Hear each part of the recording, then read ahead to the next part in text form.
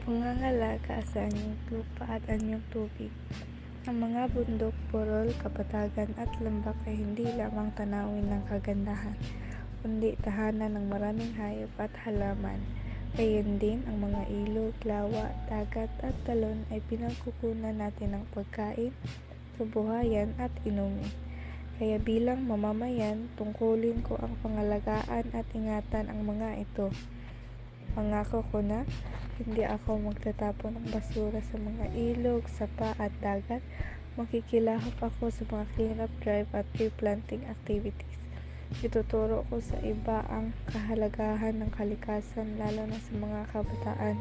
Igalang ko ang mga batas ukol sa kalikasan at mapapakita ng magandang halimbawa.